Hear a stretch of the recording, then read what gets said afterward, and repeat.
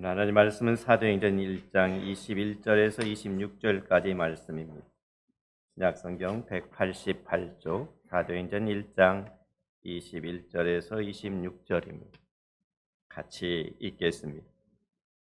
이러함으로 요한의 세례로부터 우리 가운데서 올려져 가신 날까지 주 예수께서 우리 가운데 출입하실 때 항상 우리와 함께 다니던 사람 중에 하나를 세워 우리와 더불어 예수께서 부활하심을 증언할 사람이 되게 하여 하리라 하거늘 그들이 두 사람을 내세우니 하나는 바사바라고도 하고 별명은 유스도라고 하는 요셉이요 하나는 mat띠아라. 그들이 기도하여 이르되 무사람의 마음을 아시는 주여 이 두 사람 중에 누가 주님께 택하신 바 되어 봉사와 및 사도의 직무를 대신할 자인지를 보이시옵소서. 유다는 이 직무를 버리고 제 곳으로 갔나이다 하고 제비 뽑아 mat띠아를 얻으니 그가 11사도의 수에 들어가니라. 아멘. 오늘도 주님을 사모하는 여러분에게 하나님의 크신 은혜와 평강이 넘치시기를 바랍니다. 사도행전은 예수님이 사도를 통해서 자신의 교회를 세우시고 또 그 자신의 교회를 통해서 하나님의 나라를 확장해 가는 모습을 보여주고 있습니다. 예수님은 승천하시면서 자신의 사도들에게 복음 전파의 사명을 맡기셨습니다. 아울러 예수님은 그 사도들의 복음 전파의 사명을 잘 감당할 수 있도록 그냥 내버려 두지 않고 모든 것을 필요한 것을 제공해 주시고 그들을 준비시켰음을 보게 됩니다. 예수님은 가룟 유다의 배신으로 인해서 결혼이 된 사도의 수를 채워주시는 장면이 오늘 우리들이 읽은 본문의 말씀입니다. 그러니까 베드로는 오늘 본문 21절과 22절 상반절에서 보면은 사도가 돼야 될 사람은 어떤 사람인가 사도의 자격을 이렇게 규정하고 있습니다. 21절에 보니까 이러므로 요한의 세례로부터 우리 가운데서 올려져 가신 날까지 주 예수께서 우리 가운데 출입하실 때 항상 우리와 함께 다니던 사람 중에 하나를 세워라고 말하고 있습니다. 그러니까 요한의 세례는 예수님의 이 땅에서 공생애를 시작하는 시작점이었습니다. 그리고 우리 가운데서 올려가신 날은 뭡니까?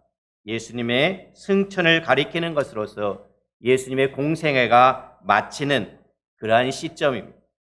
예수의 사도가 되기 위해서는 예수님의 공생애 동안 예수님과 함께 있었던 자야 된다는 것을 가르쳐주고 있습니다. 다시 말해서 예수님의 사도가 되기 위해서는 이미 우리가 사도행전 1장 1절, 1절, 2절에서 기록된 것처럼 예수의 행하심과 예수의 가르치심과 예수님의 성령의 명하심으로 직접 보고 들은 자야만이 사도가 될 수 있다라고 말하고 있습니다.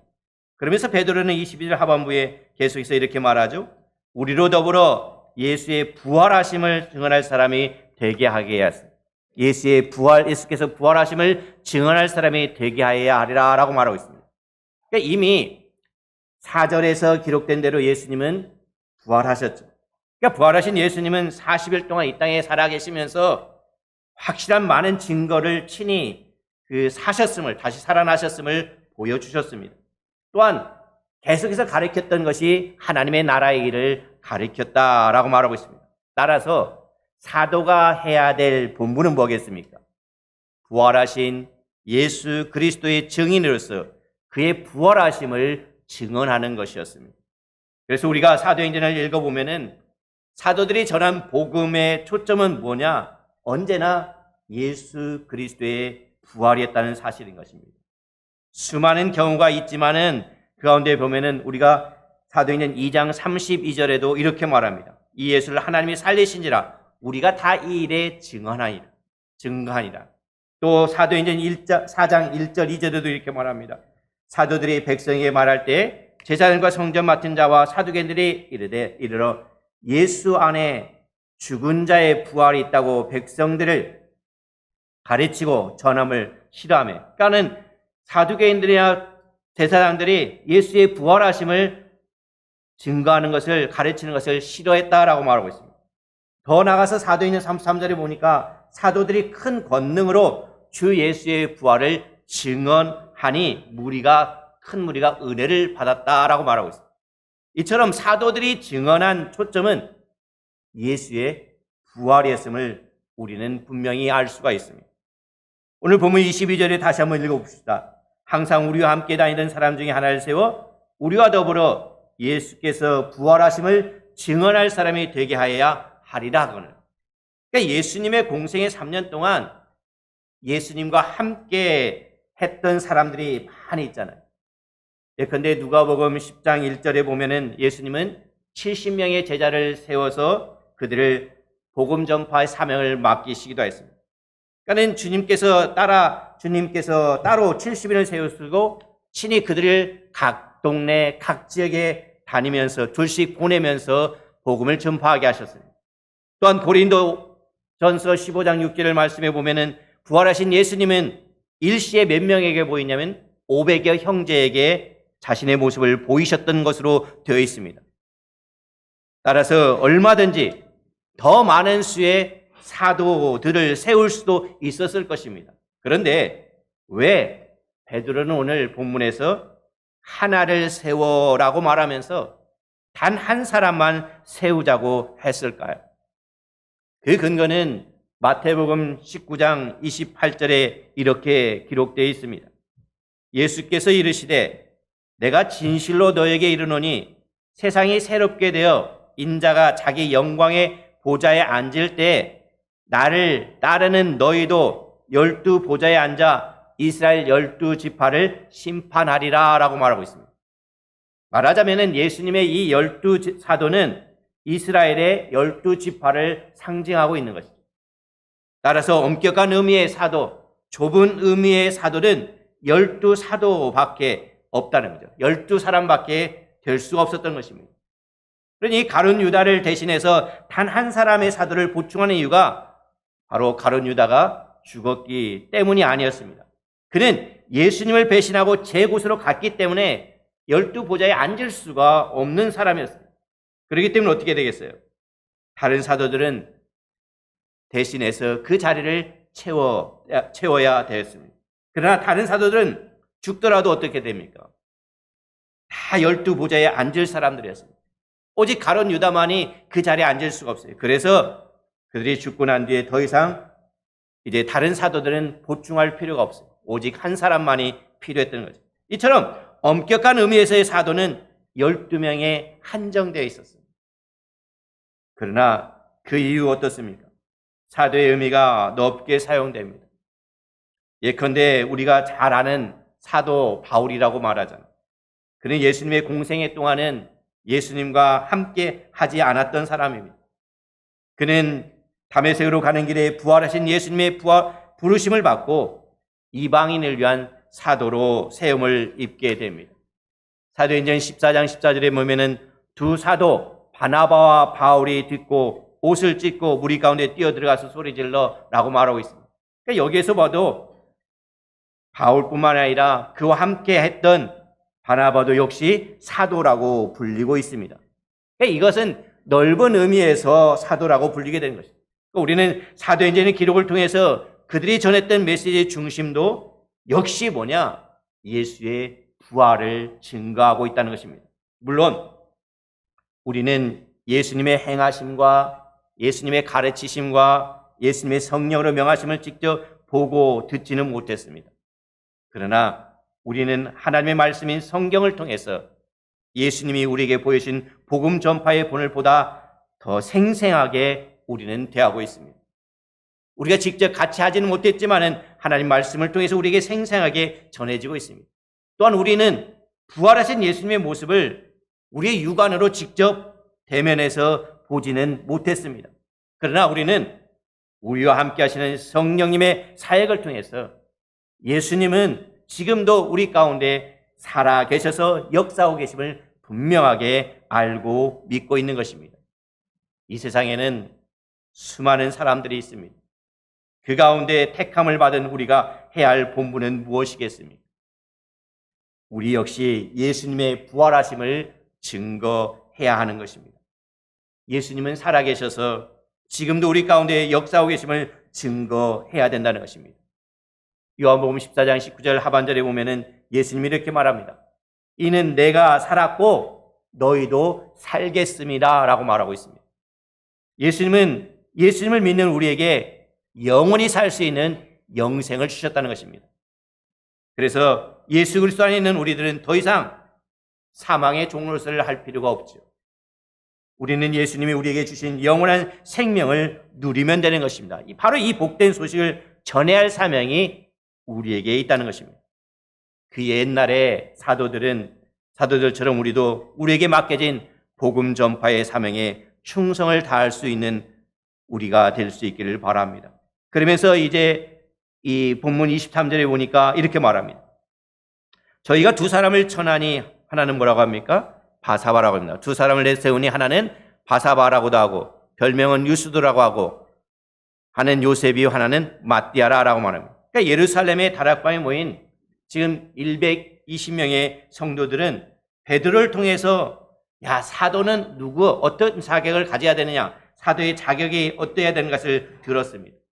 또 사도는 어떤 일을 해야 되느냐, 사도가 해야 될 본분에 대해서 딱 전해 들었습니다. 이제 남은 것은 뭐냐면은 남은 사도들 중심에서 그곳에 모인 성도들은 사도로서의 자격을 갖추고 또 사도로서의 본분을 할 두 사람을 후보자로 내세웠다는 것입니다. 먼저 추천을 받은 사람은 누굽니까? 요셉입니다. 근데 이 요셉은 이 히브리식 이름이죠. 그에게는 또 무슨 이름이 붙어져 있습니까? 바사바라고 하는 또 다른 이름이 붙어 있습니다. 이 바사바라고 하는 것은 그 당시 유대인들이 쓰고 있던 아람어입니다. 그래서 그 뜻은 뭐냐면 사바의 아들, 사바라고 하는 것은 안식일이죠. 그러니까 안식일의 아들이라는 뜻을 가지고 있습니다. 또한 그 이름이 또 하나 나와 있습니다.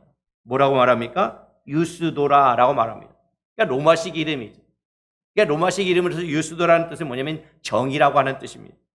그래서 그 당시에 이스라엘은 로마의 지배를 받고 있었어요. 그리고 전 세계적으로 헬라어가 공용어로 사용되고 있었습니다. 따라서 이스라엘에 살고 있는 유대인들이라도 라틴어나 헬라어를 이용한 이방식 이름을 가지는 경우가 흔히 있습니다. 특별히 사도행전에 보면은 그러한 예가 자주 등장합니다. 사도행전 12장 12절에도 이렇게 말하고 있죠. 깨닫고 마가라 하는 요한 이렇게 이름을 두 가지씩 얘기해 주는 사람도 있어요. 두 가지씩 얘기를 해줘. 또한 바울도 그랬잖아요.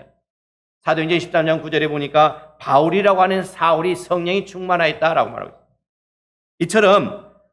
이처럼 그 당시 사람들은 바로 이 히브리식 이름과 이방식 이름을 두 가지를 공용하고 있었음을 보게 됩니다. 아무튼 추천을 받은 사람은 요셉이었고 그 다음에 추천을 받은 사람은 마띠아였습니다. 마띠아라는 이름의 뜻은 뭐냐면 여호와의 선물입니다. 여호와의 선물이라는 뜻은 마태에게도 있는 똑같은 뜻을 가지고 있습니다. 그러니까 요셉과 마띠아 이 두 사람 가운데 한 사람이 이제 가룟 유다를 대신해서 사도가 되도록 추천이 되었습니다. 근데 이 두 사람에 대해서는 성경에서 더 이상 나오지 않습니다. 언급이 없습니다. 사도로 뽑힌 것에 대해서만 이야기하고 그 뒤에는 이름이 전혀 언급되지 않는 것을 보게 됩니다. 그러니까 오늘 본문에 의하면 사도의 자격과 본분이 무엇입니까? 본문을 보면은 사회적으로 그들이 유명했느냐, 저명한 인사인가 그렇지 않다는 거잖아요. 그들이 많은 것을 배우고 가진 자라였느냐, 또 그런 것도 아니라는 것을 가르쳐주고 있습니다. 예수님이 보여주신 복음 전파의 본을 따라서 예수님의 부활을 증거하면 되는 사람이 바로 사도라는 거죠. 비록 막 요란스럽게 야단스럽게 설치지는 않더라도 얼마든지 조용하게 이 일을 할 수 있었을 것입니다. 비록 남의 눈에는 드러나지 않더라도 얼마든지 충실하게 자기에게 맡겨진 일을 감당할 수 있는 사람이었습니다. 그래서 성경에서는 아무 곳에서도 언급이 없었던 그 요셉과 마띠아를 추천받았고 그들이 얼마든지 사도의 직무를 충성스럽게 감당할 수 있었다라고 우리들에게 가르쳐주고 있는 것입니다. 자, 이제 두 사람이 후보자로 올라왔습니다. 그때 그들은 어떻게 합니까? 요셉이 첫 번째로 먼저 추천되었으니까 첫 번째로 추천됐으니까 그냥 요셉을 사도로 세웠습니까? 그렇지 않잖아요. 24절에 보십시오. 그들이 어떻게 합니까? 기도하여 이르되 무사람의 마음을 아시는 주여 이 두 사람 중에 누가 주님께 택하신 바되. 그러니까 그들은 먼저 뭘 합니까? 기도했다는 거죠. 그들이 기도할 수밖에 없었던 이유를 우리는 그들이 기도한 내용에서 발견할 수가 있는데, 그들이 기도한 이유가 뭡니까? 기도한 내용이 바로 무사람의 마음을 아시는 주여라고 말하고 있습니다. 그러니까 하나님께서는, 예수님께서는 그 사람들의 마음을 알고 있다는 거죠. 다시 말해서 사람은 외모를 보고 판단하기 쉽습니다. 그러나 하나님은 사람의 중심을 살피십니다. 그 대표적인 예가 선지자 사무엘이 하나님의 명령에 따라서 이새의 집으로 가잖아요.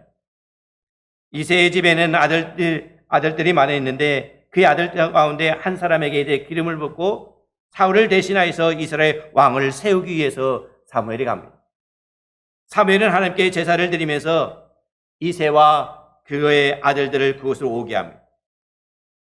그때 이새는 자기의 막내 아들 다윗은 아예 데리고 오지를 않습니다. 형들에 비해서 나이도 어리거니와 참으로 자격이 떨어졌다고 생각했기 때문에 그렇습니다. 그러나 결과는 어떻습니까? 하나님은 다윗을 택하여 이스라엘의 왕으로 삼으셨습니다. 그때 하나님이 사무엘에게 하신 말씀이 뭡니까? 야, 사무엘에게 이르되 그 용모와 신장을 보지 말라. 내가 이미 그를 버렸노라. 나의 보는 것은 사람과 같지 아니하니 사람은 외모를 보거니와 나 여호와는 중심을 보느니라 라고 말하고 있습니다. 그러니까 예루살렘의 다락방에 모인 제자들은 행여라도 이와 같은 실수를 반복하지 않기를 바라고 있는 것입니다. 그래서 그들은 기도할 수밖에 없었습니다. 그리고 그들은 후보자로 추천된 두 사람 가운데서 주님께서 원하신 자를 택하여 주실 것을 간구합니다. 본시 12명의 사도를 세우셨던 분이 누굽니까? 예수입니다. 그렇기 때문에 나머지 결손이 된 한 사람의 사도를 세우셔야 될 분도 역시 예수님이신 것을 그들은 너무나도 잘 알고 있었다는 것입니다. 계속해서 25절에 보십시오. 25절에 보니까 뭐라고 합니까? 봉사와 및 사도의 직무를 대신할 자인지를 보이시옵소서. 유다는 이 직무를 버리고 제 곳으로 갔나이다. 그러니까 두 후보자 가운데서 사도로 세움을 입어야 될 사람을 아시는 분은 오직 예수님이시라는 거예요. 그래서 그들은 기도하면서 주님께서 누구를 사도로 세우실 것을 보여주기를 원했습니다. 그들은 사도가 해야 될 직무가 뭐라고 가르쳐주고 있습니까? 봉사에 있었음을 너무나 잘 알고 있었습니다. 그래서 봉사와 및 사도의 직무라고 얘기를 해주고 있습니다. 마가복음 10장 45절에 보면은 예수님께서 뭐라고 말씀하십니까? 인자에 온 것은 섬김을 받으려 함이 아니라 도리어 섬기려 하고 자기의 목숨을 많은 사람을 위하여 대속물로 주려 함이라 라고 말하고 있습니다. 그러니까 뒤에 예수님은 제자들의 발을 씻기시면서 그들에게 섬김의 본을 직접 보여주셨습니다. 그러니까 예수님을 본받아서 사도들은 기도로 말씀으로 그의 사역을 통해서 섬기며 봉사해야 될 직무를 가진 자들이었습니다. 사도들은 이 땅에서 그들에게 주어진 직무를 충성스럽게 감당하고 난 뒤에 그들은 12보좌 앉아서 이스라엘 12지파를 다스리도록 되어 있었다는 것입니다. 그런데 안타깝게도 가룟 유다는 어떻습니까?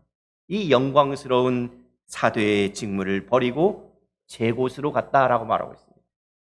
제 곳으로 가고 말았다는 말은 그가 어디로 갔다는 겁니까?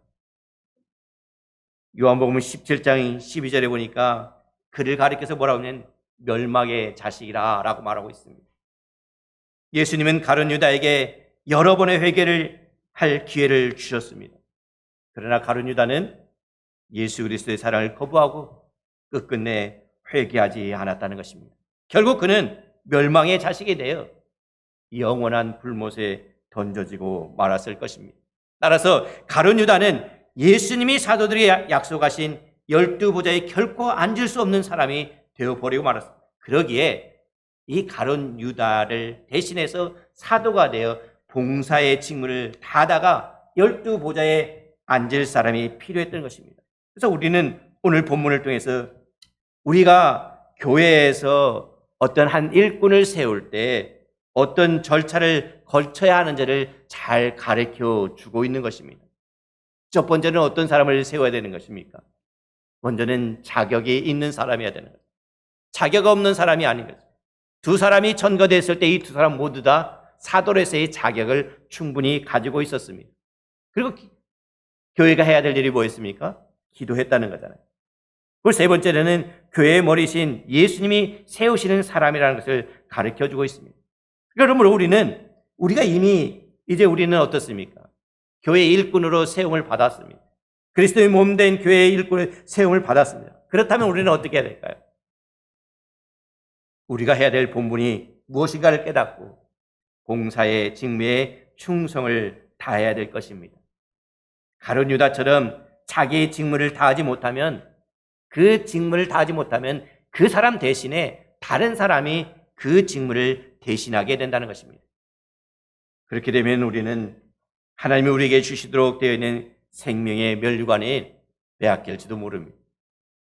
맡겨진 일에 충성을 다함으로써 생명의 면류관을 받아 쓰는 우리 모두가 될 수 있기를 바랍니다. 그러면서 오늘 본문 26절에 이렇게 말하잖아요. 제비 뽑아 맏띠아를 얻으니 그가 11사도의 수에 들어가니라 라고 말합니다. 그들은 뭘 했습니까? 제비를 뽑았다 그랬습니다. 그러니까 제비를 뽑다는 것은 뭡니까? 원문은 제비를 주다 또는 던지다라는 것입니다. 그러니까 아마도 이 두 사람의 이름을 쓴 돌을 이제 가졌겠죠. 한 돌, 2개 돌을 양쪽에다 이름을 씁니다. 그리고 이 돌들을 어떤 통 속에 넣고 흔듭니다. 흔들다 보면은 그 원심력 때문에 먼저 튀어나오는 돌이 있을 것입니다. 바로 이 쓴 돌이, 먼저 튀어나온 돌에 쓰이는 이름으로 결정을 했을 거라는 거죠. 그 방법이 어땠든 간에 의도는 분명했습니다. 그렇게 하는 행위가 하나님께서 결정하신다는 하나님의 뜻이라는 것을 다르게 보여주고 있고 하나님의 뜻을 따르겠다는 것을 보여주고 있는 것입니다. 왜냐하면 그 조건이 다 같기 때문에 그렇습니다. 자격이 없는 사람과 동등하게 비교하는 것이 아니라 똑같은 자격을 갖추고 있기 때문에 기도하는 가운데 하나님의 뜻을 따르는 것이었습니다. 그 제비는 누가 뽑힙니까? 제비의 결과는 맏띠아가 딱 뽑힙니다.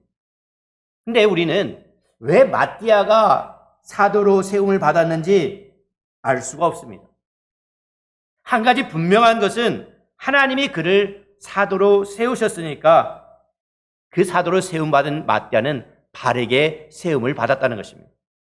하나님의 뜻에는 오직 순종만 요구될 뿐입니다. 하나님 이거 아니지 않습니까? 하나님 이 사람이 돼야 되지 않습니까? 돌을 달지도 않았다는 거죠.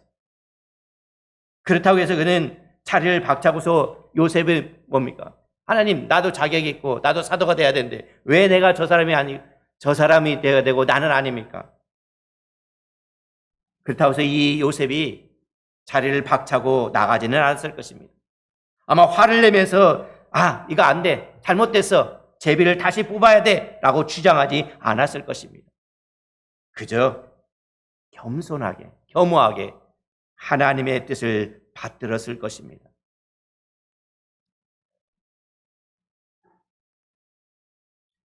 초기 역사가 유세비우스의 기록에 하면은 그는 복음을 전하다가 핍박자들에게 붙잡혔다고 말합니다. 핍박자들은 그를 죽이려고 그에게 독배를 마시겠지만 그는 아무런 해를 받지 않았다라고 말합니다. 그것이 사도로 선택받지 않은 요셉이었습니다. 그런데 이 맏띠아, 그의 이름의 뜻을 그대로 여호와의 선물로 사도로 세우심을 이룬 것이었습니다. 그런데 보십시오. 맏띠아 사도로 세우심을 받았지만 이후에 성경에는 전혀 언급이 없습니다. 단지 그가 에디오파에서 복음을 전했고 독일의 어느 지방에서 순교했다는 단편적인 기록들만 전해져 내려올 뿐입니다. 그런데 오늘 본문에서 중요한 것은 왜 요셉이 아닌 맏띠아가 사도로 정해졌는가? 그것이 중요한 것은 아닙니다. 맏띠아는 단지 하나님의 은혜로 사도가 되었을 뿐인 것입니다. 중요한 것은 그 다음 말씀인 것입니다. 저가 11사도의 수에 들어가니라 라고 말한 것입니다. 이제 부족한 수가 완전하게 채워졌습니다. 예수님은 사도들에게 부족한 모든 것을 다 제공해 주셨습니다. 이제 그 마지막으로 그들을 위해서 부족한 사도의 숫까지 채워주셨습니다. 어떻게 보면 이처럼 사도행전 1장에 보면은 예수님은 사도들에게 필요한 모든 것을 다 공급해 주십니다. 하나도 남김없이 다 제공해 주셨습니다. 그리고 드디어 그들은 오순절을 맞이하게 됩니다. 그들은 예수님이 약속하신 성령님의 임함입니다. 그들은 모두가 성령의 충만함을 받고 예수 그리스도의 신실한 증인이 되어서 힘써 복음을 전하는 자들이었습니다. 그때부터 불과 30년도 채 되지 않아서 복음은 그 당시 땅끝인 로마에까지 복음이 전파됩니다. 그리고 얼마 되지 않아서 복음은 로마 제국을 정복하죠. 그러니까 예수님은 지금도 살아계셔서 우리 가운데 역사하심을 우리는 믿어야 되는 것입니다. 옛날 사도들에게 그들이 필요했던 모든 것을 채워주셨던 예수님은 오늘도 여전히 우리가 필요한 모든 것을 채워주십니다. 예수 그리스도는 어제나 오늘이나 내일이나 동일하신 분이십니다. 가룟 유다와 같이 자기의 직무를 다하지 않은 사람을 대신해서 예수님은 마띠아를 세우시고 그 뜻하신 바를 반드시 이루어 나가시는 분이십니다. 복음 전파가 우리가 해야 될 일인데 우리가 하지 않으면 내 대신에 다른 사람들이 그 일을 행한다는 것입니다. 우리 모두 예수 그리스도의 증인으로서 우리에게 주어진 복음 전파의 사명과 봉사의 직무에 충성을 다할 수 있기를 바랍니다. 세상이 온란할수록 오직 살 길은 예수 그리스도의 복음뿐이 없습니다. 이 나라 이 민족이 살 길은 복음뿐이 없는 것입니다. 그러므로 우리가 예수 그리스도의 심판대 앞에 탁 섰을 때 잘하였다. 적은 일에 충성한 착하고 충성된 종아, 우리가 예수님께 칭찬을 드리며 예수님이 우리의 머리에 심어주시는 빛나는 면류관을 우리 모두 감격 가운데 다 받아 쓰는 한길의 성도들이 될 수 있기를 간절히 소망합니다. 기도하겠습니다. 사랑의 아버지 하나님, 하나님께서 역사하심을 우리는 믿습니다. 어제나 오늘이나 내일도 동일하신 하나님께서 과거에 역사하신 그 방법대로 오늘도 역사하시고 내일도 역사하실 줄 믿습니다. 주님께서 우리를 부르시고 아버지 자녀로 삼으시고 우리들이 해야 될 일이 무엇인지를 가르쳐 주셨습니다. 하나님, 이 일들에 우리들이 우리의 직무를 다할 수 있도록 도와주시옵소서. 우리에게 힘을 주시고 능력을 주시고 감당할 수 있도록 성령께서 우리를 인도하여 주시옵소서. 하나님, 가룟 유다 대신에 마띠아를 체험으로 말미암아 하나님의 역사를 계속해서 이루어갔음을 보게 됩니다. 오늘 그 자리에 우리가 있게 하여 주시옵소서. 부활의 주님을 증언하는 그 자리에 우리가 설 수 있도록 우리를 인도하여 주시옵소서. 하나님께 모든 영광 돌려드리며 우리 주 예수 그리스도 이름으로 기도하였습니다. 아멘. 지금은 교회의 머리 되시는 예수 그리스도의 은혜와 주의 몸된 교회를 통해 홀로 영광 받으시기에 합당하신 하나님 아버지의 극진하신 사랑과 성령의 감화 감동 교통하심이 보혈의 피 흘려 사신 교회를 사랑하고 봉사하며 헌신하기를 원하는 사랑하는 성도들, 오늘 또 하나님의 말씀을 듣고 부활의 주님을 증언하기로 결심하는 성도들과 그들의 가정과 그들의 사업 대회에 지금부터 영원히 함께 하시기를 우리 구주 예수 그리스도의 이름으로 축원하옵나이다. 아멘.